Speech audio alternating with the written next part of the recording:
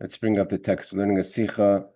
Again, this year we've been going a few of the Sichas of Tafshin Chavdalad 1964. So let's bring up the Sicha.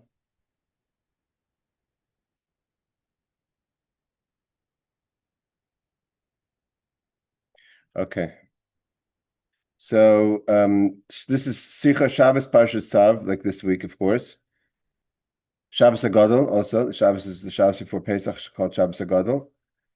And Ches Nisan that year fell on the 8th of Nisan from the year Tav Shin Chav Dalid 1964. So the Rebbe says like this.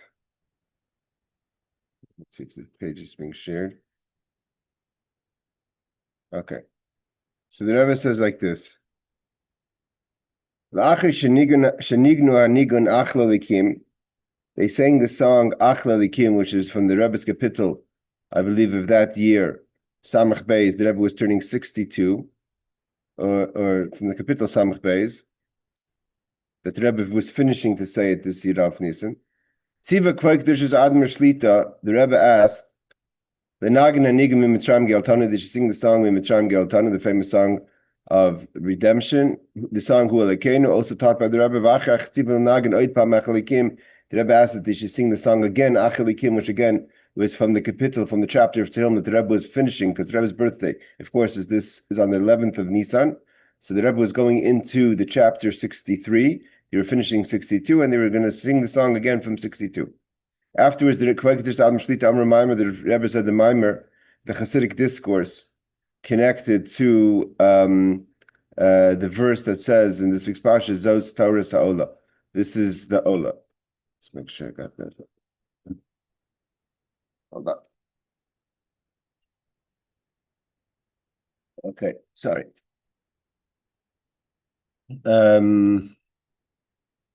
Phase. Nizbar it's been explained Leil by Maimer and the Maimer. So make sure we have the right.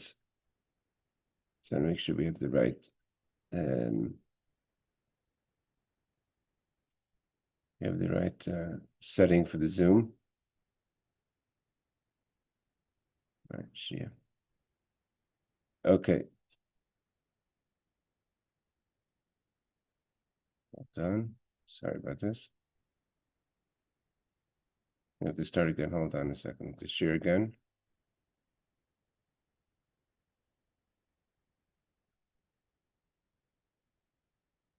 Okay. Sorry. Share the Sicha again. Okay, here we go. All right. Got it right.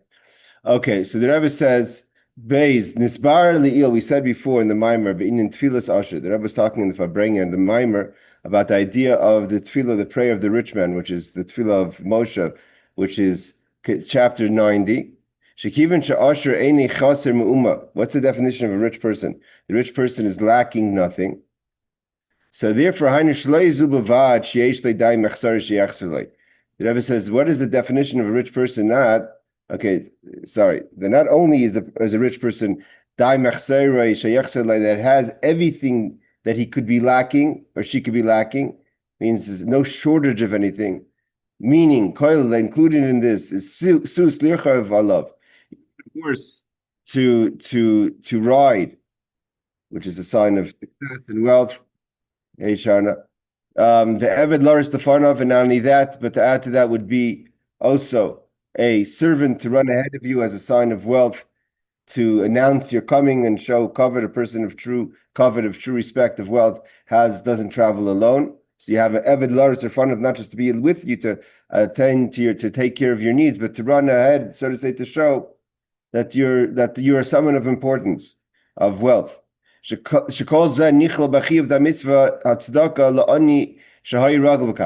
the Rebbe says, because we know the rule is that when it comes to charity, tzedakah, if a person was once wealthy and lost everything, and included in his or her life of wealth was a horse to ride, a servant used to run ahead of them, so you have to fulfill that need that chesaron, that it's lacking because they used to have it, now they don't have it, and that's not considered to make the person wealthy. That's making the person almost what's called the minimum of what that person is expected to have or used to having. So that's still not wealth.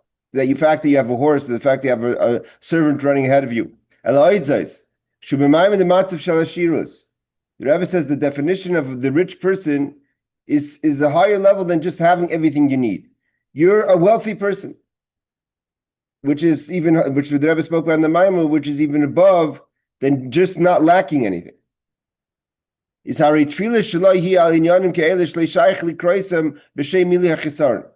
So that person who's in such a mindset. So what does it mean, tefillas asher, the rich man's prayer?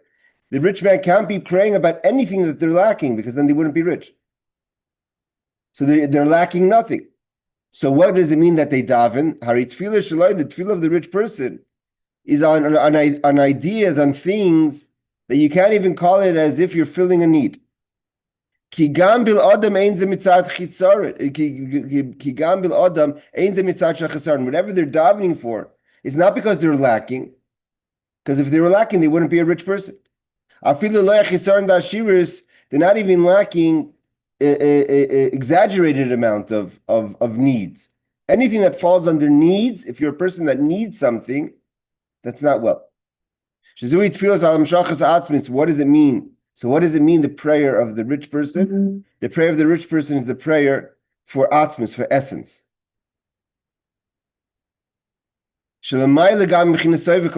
That's even greater than the encompassing light, which is a shiras, because you have the encompassing light.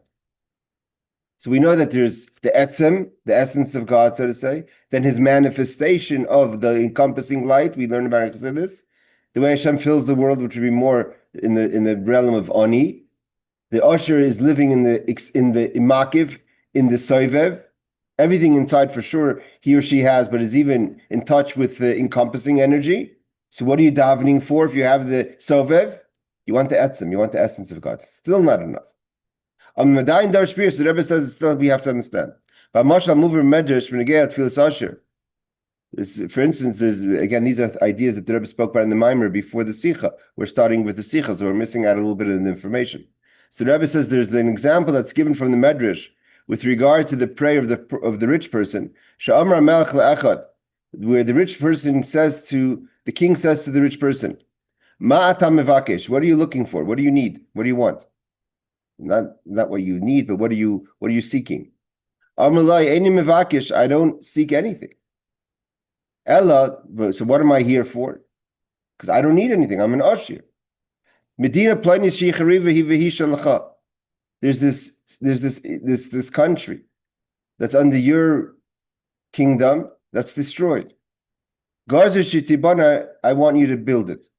So it's not personal because I don't live in that kingdom, but as the subject of the king, I know that in his kingdom there's a country that's destroyed. Similarly, the example of and that's the example the Medrash gives on the Tefillah Asher. The Asher has everything himself. That's Moshe Rabbeinu. Moshe is not lacking anything. But he's davening a tefillah for others. He's davening a tefillah for the Medina, for the country that's Chareva. Someone else is lacking. So similarly, this example of the Tefillah Asher, the tefillah of the rich person, is Medina Chareva. What does it mean, a country that's destroyed? How could you say that there's no lacking? If there's a country in the kingdom of the king, that's a great chitzar, that's a great lacking. Why is this the rich person's tefillah? If the rich person is identifying that there's lacking something because there's a country in the king's kingdom that's destroyed, then there's a chisaron. That's a chisaron. How could you say chisaron means something lacking? How could you say that the prayer of the rich person is lacking nothing, but prays anyways? You're saying that the rich person is lacking nothing. You're talking about a country that's destroyed. So you can answer simply. The difference between, in this case, the rich man's prayer and the poor person's prayer. So,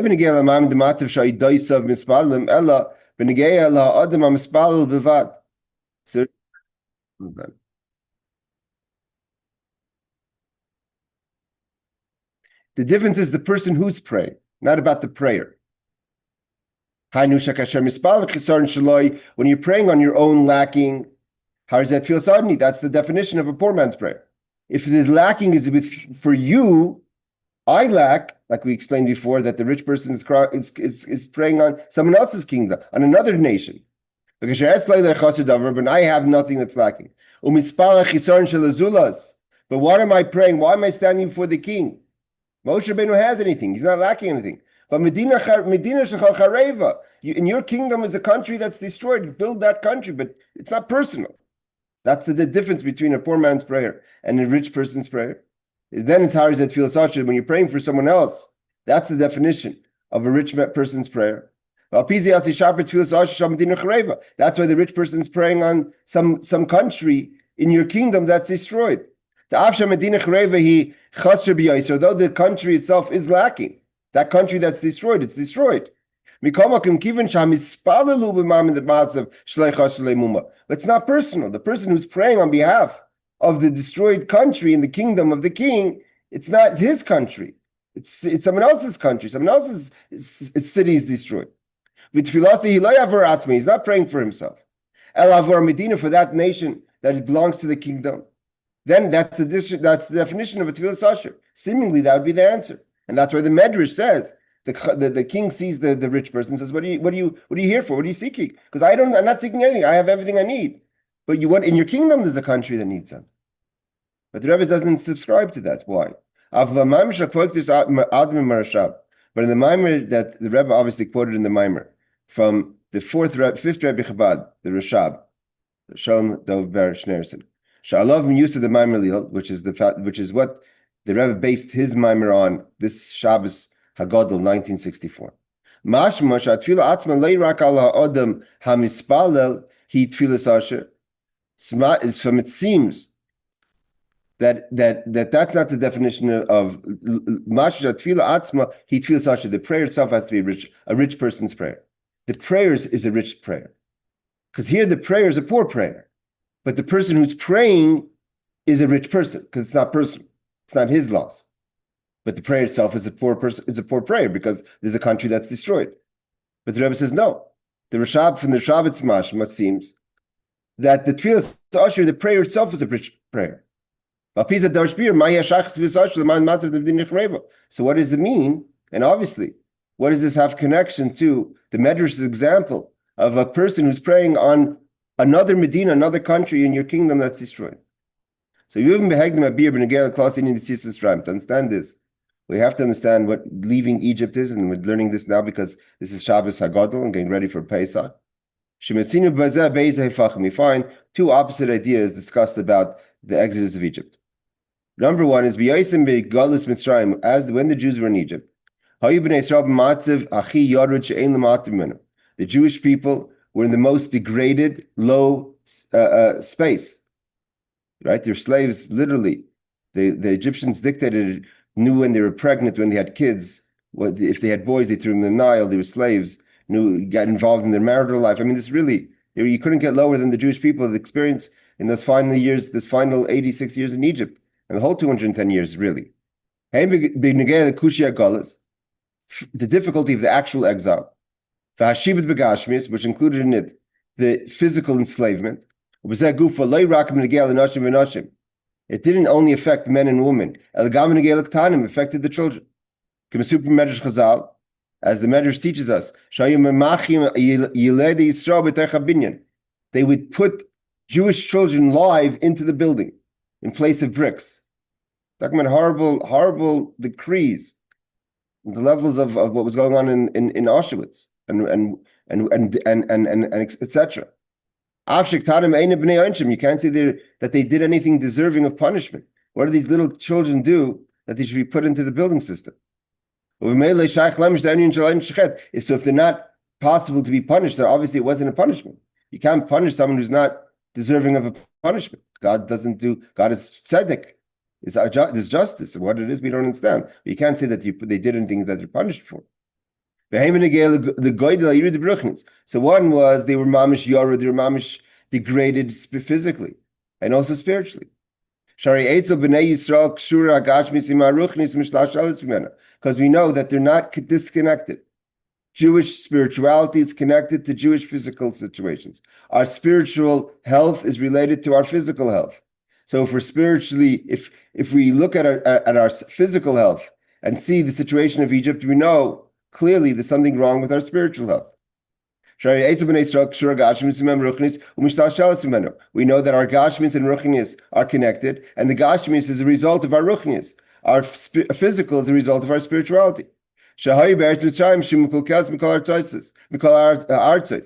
were the Jewish people living? In Egypt, the most corrupt of all countries.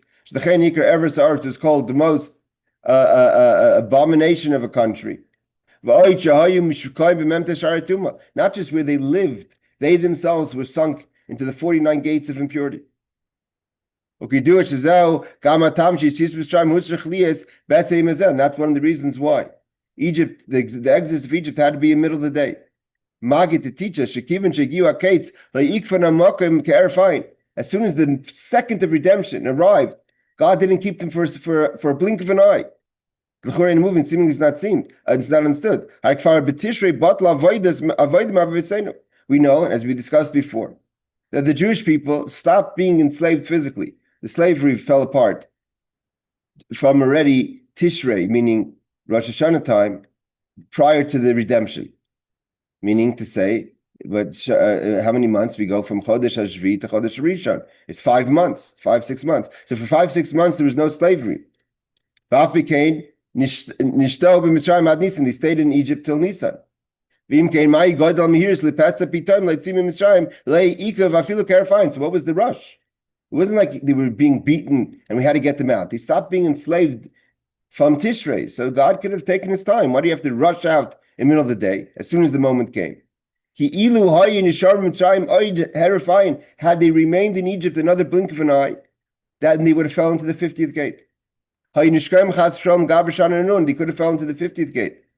And then they would be unredeemable. There would be no chance for redemption. If that's the case, and what do we see? That they left Egypt in the most degraded, low situation, physically and spiritually. The very fact that that's how it was, it had to be this way. Again, therefore, he had to leave Egypt immediately because otherwise they would have fell into the 50th gate. The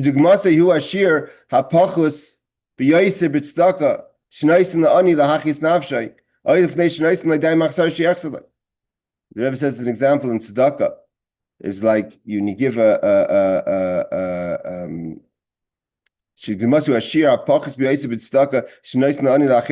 you give just the minimum amount to a poor person to live, before you give them the additional, you have to give them right now. They need food right now. So do the Jewish people needed to get out immediately. That's one thing. The Jewish people were mamish on the lowest space. On the other side, we find God said, whoa, 1 second. Make sure you walk out wealthy. Borrow money, take money from the Egyptians. Gold and silver, expensive clothing. Please speak into the Jewish people like we've studied before.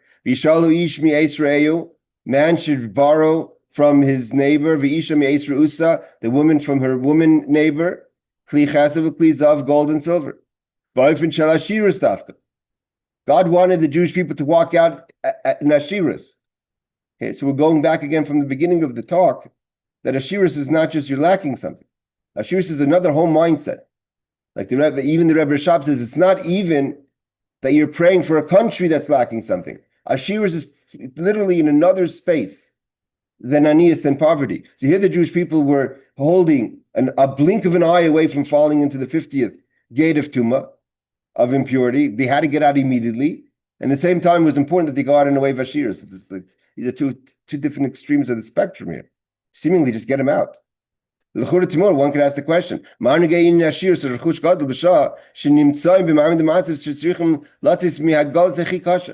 what's this whole idea? What's the point, really? What's the necessity? I mean, of this great Ashiras, this great wealth, when we're dealing with a situation where the Jewish people are about to fall into the 50th gate and they have to get out immediately.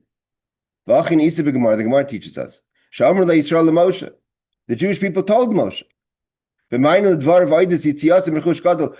came to the Jewish people towards the end, it happened before the plague of darkness, right? Because the plague of darkness, right after the plague of darkness.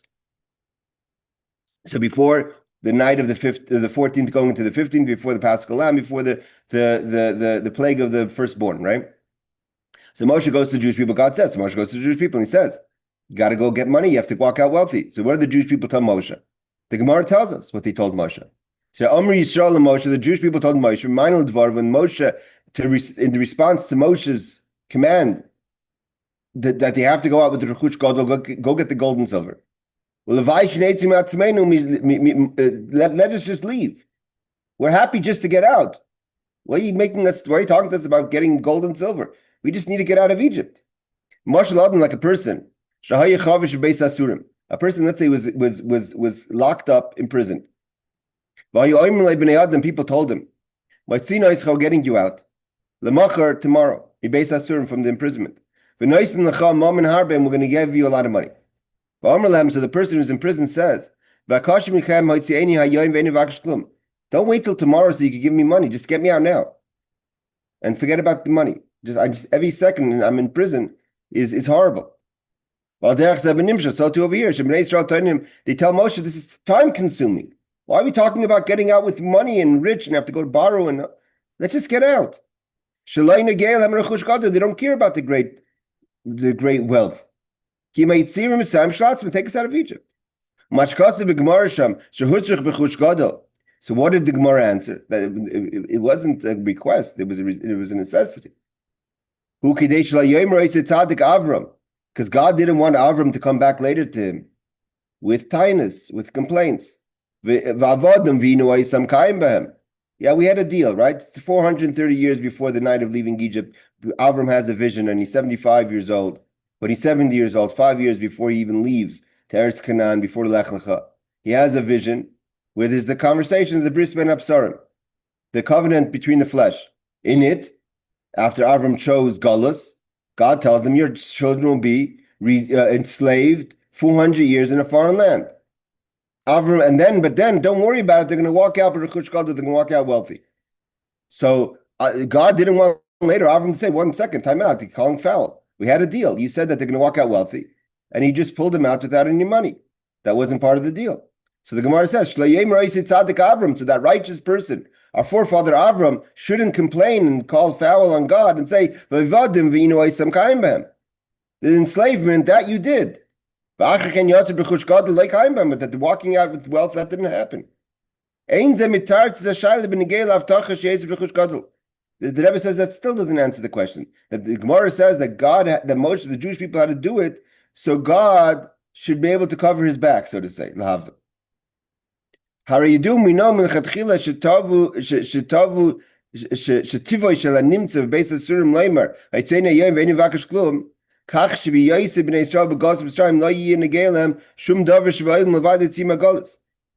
does it mean that when the person's locked in prison and says, I don't care, just get me out now? Is the nature when a person's in Geulah, they don't care about anything else. They just want to get out of the exile. Let it be 1 minute first, right? We're all waiting for the Geulah. Imagine we find out that whatever's holding up the Geulah now, that didn't happen yesterday, didn't happen the day before, was something that we're ready to be forgiving for. Just get out of Geulah. The Rebbe says the whole story also doesn't make sense. You're telling Avram that you made a promise to Avram.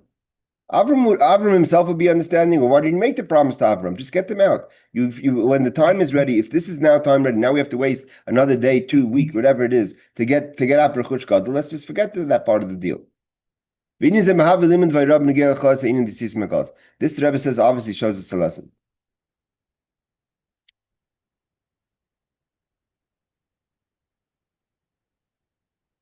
Hold on a second.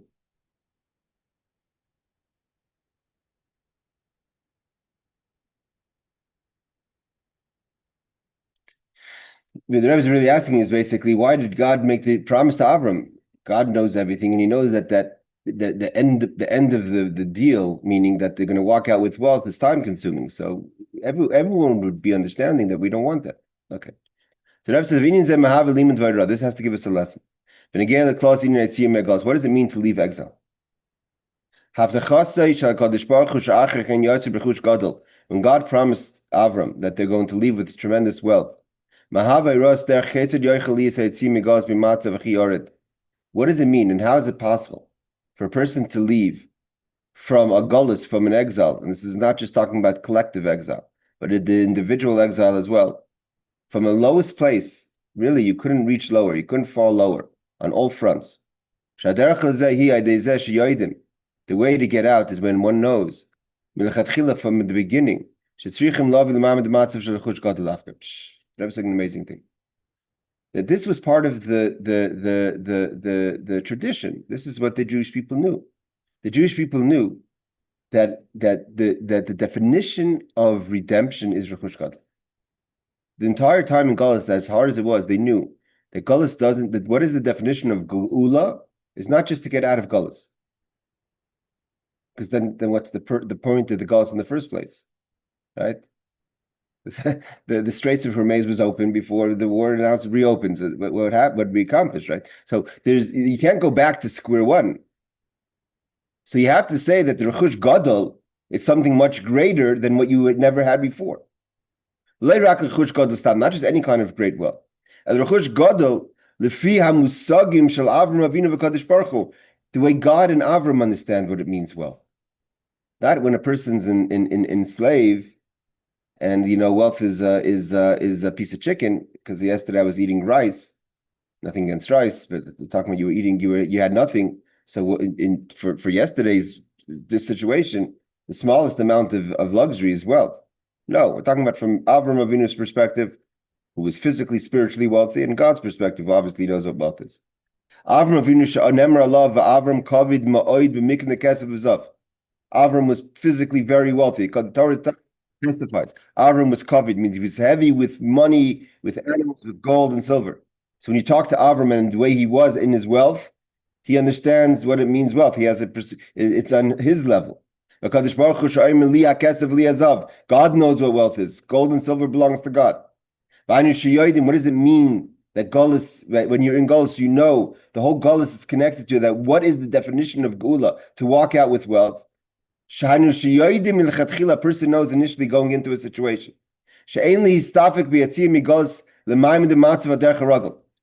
The definition of leaving an exile cannot be just to get to the norm.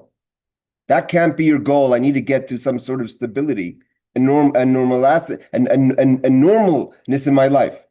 There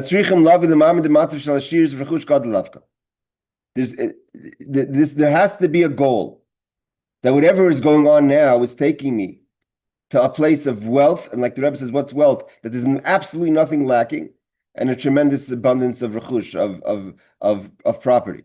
And you have to notice something else. That if you didn't achieve that, if that's not what is achieved, then there's no real redemption here. What does this mean? What's the explanation? A regular person, you say, okay, you're in exile, you get out. It's over. That's for regular people, the Rebbe says. We're talking about the Jewish people, the children of Israel. The Jewish people are kings. It's a quote in the Gemara. Brachas, the Gemara in Brachas in the first Masechta of Brachas, page 9. The Bnei Yisrael who are princes, who are kings, they can't just go to a regular situation. They're in a situation of ashirus, of wealth, and abundance of property. Even if temporary, it's not like that. And when a situation of gullus, of exile, a Jew has to know what is really your situation. You're not compromising on where you should be. The Rebbe is talking about, obviously, we're not just talking about the physical gold and silver. We're talking about where's your mindset, where you plugged into, where's your real place. It's not just to get relieved from this difficult situation of gullus. That's not where you belong. That's not your place. And not only that, when you're in gullus, right? What's your she'ifa? She'ifa means in Hebrew that's your desire. When a person's in gullus, like the person who's in prison, says, "Get me out right now." What is it? What is it? What does this translation mean? When the person says, "Get me out right now," forget about the money. Get me out a day earlier, right? Why? Because in their mind, as far as they can see, where they should be, or where they belong, or where they at least desire to be, is just not here, just to be out. But a Jewish person has to know, no matter how hard your situation is, no matter how low you've fallen spiritually, physically, no matter what we're talking about, both, you're to survive this or to just get out of this that's not your place. That's not what defines you. Your place is mamish in the level of Avram and God talking in their mindset of well. Even if the Jewish people are in exile for a moment, they have to know where's my place? Where do you come from? What's your life should be like? It's not just mabakach means okay, whatever it is, just get me out of here. Your place is in wealth. The Rebbe says to be more specific. The Rebbe says there was many stages in our leaving of Egypt. Like we said before, they stopped the actual enslavement in Tishrei 5 months prior. Meaning to say, like we said, it was a month, almost every by halfway through the plagues, it was obvious Egypt is not winning this, right? The fighting goes on, but the war is over. So and there was the 10 plagues. Until the final plague, midnight. But still they didn't leave. Right? But the Makkah B'charis, the 10th plague, was midnight. They only left 12 hours later. Yetzias Mitzrayim, middle of the day.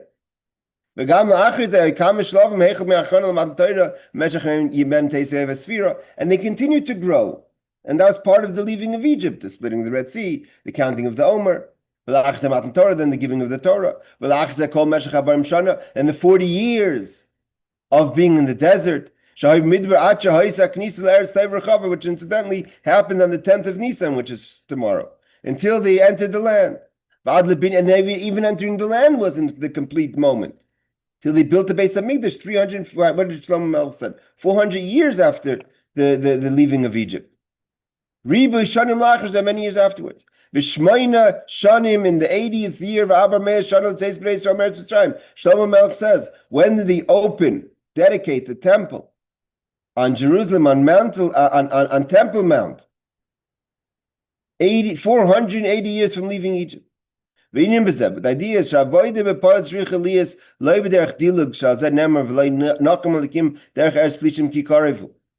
person has to know that there's two things over here. The avoida b'poil, the work itself of achieving redemption, getting to Temple Mount with Shlomo HaMelech is 480 years after Egypt, and there's so many stages of processes of gains and losses, right? There was setbacks. The golden calf and the spies and Korach, and with the judges, what was going on over there, and even in the time of Saul, David had setbacks. But until the moment of Shlomo Melech standing on Temple Mount. But the person says that you don't jump ahead, you don't skip ahead, you go through the process step by step. Like it says, God could have taken them the short route. You could have, right? Anyone knows? My son literally is on his way now back from Eilat, from South Africa. It literally took him almost 30 hours, over 30 hours, that he's trying to get from South Africa. He landed in Cairo, and he had to get to Sharm el Sheikh, and then from there take a mamish. It's a whole that's the longer way. If you drive, everyone knows you drive the coast, and you're in Gaza, whatever. You're in Ashkelon. You go into Eretz Yisrael. That's the short path. God could have taken them the short path through Plishtim, but that Karivu, it's close. But they didn't want to skip the process. You have to go in an orderly way. Slowly, we're going to kick out all the negativity, all the nations. Nevertheless, from the moment you leave Egypt, even before they actually left, from the first stages of redemption, there is the knowledge and the resolve that the Jewish people know, based on where they are. Never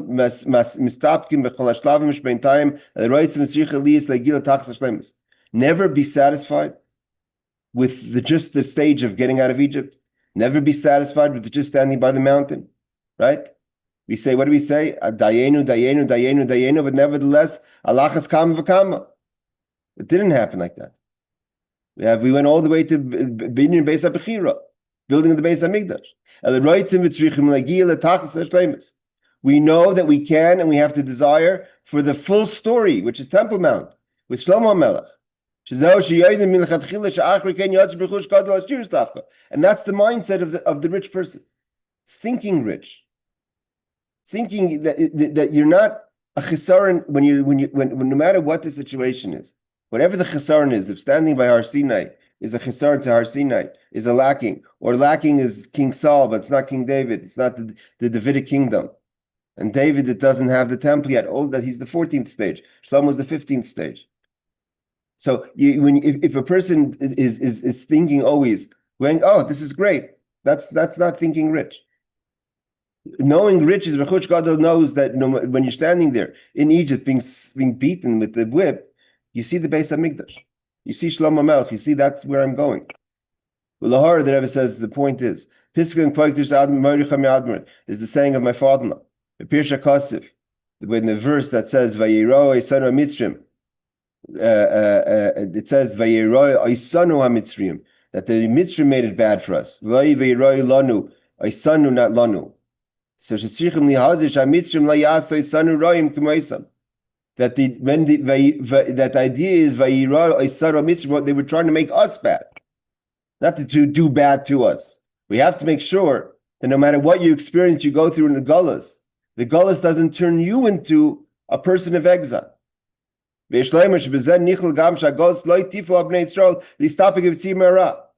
what is that? What is included in that? The Geulah shouldn't make you a person of exile. And Rebbe spoke about this in the last years. Be a person of Geulah. Be a person of redemption. Is that the thermometer, the sign of being a person that's a person of exile, is when you're just happy to get away from the bad. The just to get back to the norm. Stop beating me. But the idea of that the Egyptians didn't affect means the mental effect that the Egyptians try to have in breaking the spirit of the Jew is to downgrade what defines my redemption, what defines where I should be. That if the effect of the Egyptians is that my goal is just to stop being beaten by the Egyptian, they won. Even if they stop beating you, they broke your spirit of your she'ifah, of your desire of Beis HaMikdash, of redemption, of the highest point, of Ashiras. They made you satisfied with just getting the chesaron, stopping the pain. So that's what the Friedrich Rebbe says, that to make sure they try to make us bad, to put us into a bad space. That yes, you could do bad to me, but you're not going to make me bad. You're not going to put me into a space of Geulah. A person, even when they're in Geulah, a person has to know clearly. And the clarity. You never give up and you never downgrade where you belong. And you belong as an Osher. And that's why Moshe, that's when Avram and Yaakov, it's amazing what the Rebbe is saying. That when Avram when God speaks to Avram, and he gives him over that afterwards, and Avram sitting in the height of his wealth, and God is Aliv Kesav Liazav, that he tells Avram, your children will never lose their identity of being Avram's children. They'll never lose what it means to be an Osher. That's what true Geulah means. And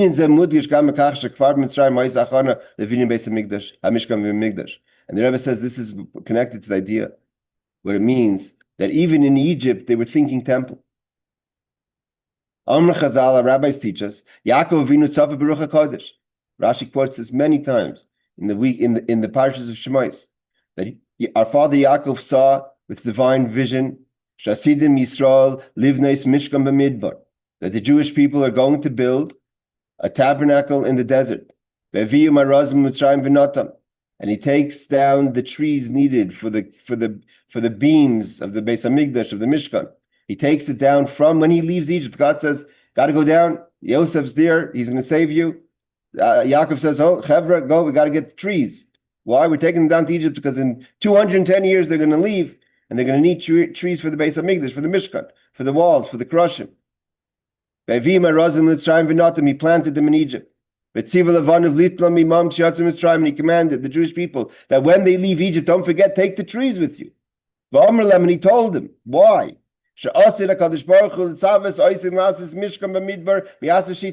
Because when you're going to leave in 200 years from now, whenever that is, you're going to leave years from now. After who knows, there's a lot going to happen in between that moment. But when you leave, you're going to go into the desert, and God's going to command you to build a Mishkan. And the Mishkan is going to require beams, beams of atzei shitim, of wood. Make sure you have it available. He's talking to them about Geulah. He's talking about Beis HaMikdash before they even go into the exile. And Rashi says also, included in that was that central piece that connected the whole Mishkan. Yaakov Avinu had a special branch that was able to go from one side of the Krushim through all the openings all the way to the other side, like a U shape. He said that has to go in also. That was a special tree that Yaakov planted. They had the Bria Chatichon from Yaakov's days. Kleimer, what's the message here? That although they weren't going to build a Mishkan for many years, and a whole year after leaving Egypt, and surely the temple that was only Tov Pei Shana 480 years later, Yetzias Mitzrayim. Nevertheless, when Yaakov, before they even go down to Egypt, before even the enslavement started, they never lost focus of where they belong. They belong to having a tabernacle. And he prepared for it physically. He literally brought trees with him. And the completion of the Mishkan was 480 years later when Shlomo built the temple on Temple Mount. And that mindset that Yaakov has is not isolated to Yaakov, because you know that Yaakov is what's called the Neshama Klodis, a general soul, that in him is all the souls of the Jewish people throughout all times. Everyone has a spark, a Nitzis Yaakov Avinu. Shizui Yonish Shal Nasi. And this is the idea of a Nasi, Rashi Tevis, Nitzutzei Shal Yaakov Avinu, and this is also the leadership throughout the generations. That the Nasi, this prince of the Jewish people, is the major spark of Yaakov in each generation. Poel Yaakov v'kol Bnei Yisrael, Yaakov affects within the Jewish people. She'etzlam, she'etzel kulam, by every Jew, everyone is always ready, has it within them, the mindset, the mental space, the physical ability to build a Mishkan, the Yikrei Migdash, which is the temple, even when you're in Egypt. Even when things seem dark, you mamish hit rock bottom and you don't even see a way out. You have to know that you are connected to something that's going to happen. That's your space, a Beis HaMikdash. And how does this happen? And this is when the Jewish people, although as hard as it was, and they weren't plugged into the idea, they did what Moshe said, they went and borrowed gold and silver from the Egyptians.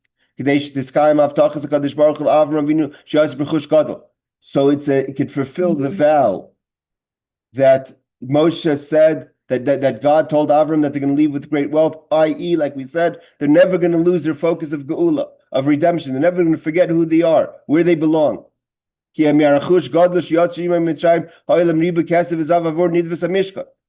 the money that they took out was how they were enabled to build and to donate the monies needed for the Mishkan. We could say, we could say that this that Yaakov Avinu planted these trees in Egypt. And the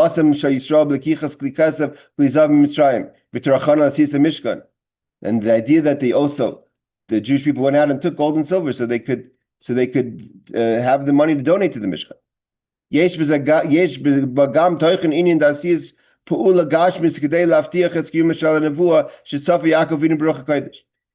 It's a continuation of Yaakov's vision. It means you have a prophecy. Yaakov sees in the spiritual divine that there's going to be a Mishkan. So, okay, fine. So I know it. Yaakov sees it spiritually. No, he doesn't just see something spiritually. He acts on it. He goes and takes trees because he sees it physically. He makes sure his children take out gold and silver, because even though that we're not holding dear this second, but that's the prophecy. Make the prophecy now. Get involved physically in that prophecy. Al derech hasiyas hamishkan b'poel, k'fi shemitzinu b'kama nevuos and toyisem. Al gila dvar Hashem nevu atzma, ruach Hashem diber bi, nistav arvim lasis buluk ashmis. We know that throughout time, when God spoke to the prophets, part of the thing was the prophets did physical things. You have to get fit. When Hashem speaks to Isaiah, he literally goes and takes a woman of the street, because that's the message that he's talking about. It's not just a nevuah and a concept. Okay, Yaakov saw. When it happens, it happens. No, because Yaakov sees, he goes and plants trees. He acts on it.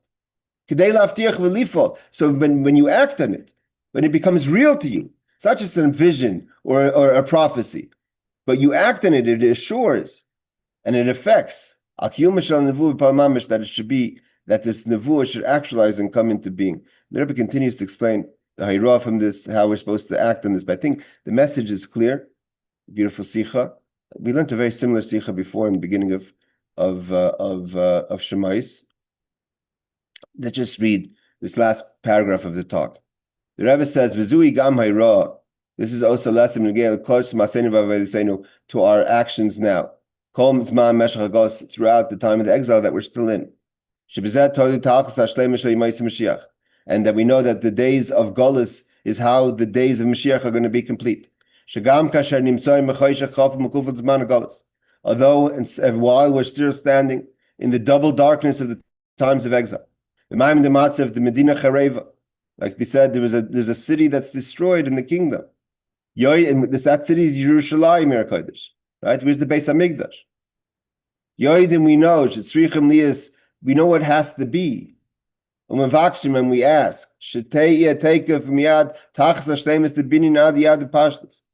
we're not satisfied. We know we want that it should be the actually rebuilding of the city. Binyan Beis Hamikdash Hashlishi, with the rebuilding of the third temple, which is Binyan Yitzchi, an everlasting building. Because it's the building of Hashem. It's ready, built and ready, and will come down from heaven on Temple Mount. With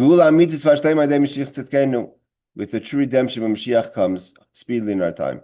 I want to wish everyone Laila Tov, and we're not going to have obviously the class next week. It's the middle of Pesach, but we're going to have classes the Motzei Shabbos and Halacha and Likutei Torah on Sunday night and the Shmuz, and then hopefully we'll get an Akshir Gemara on Tuesday night.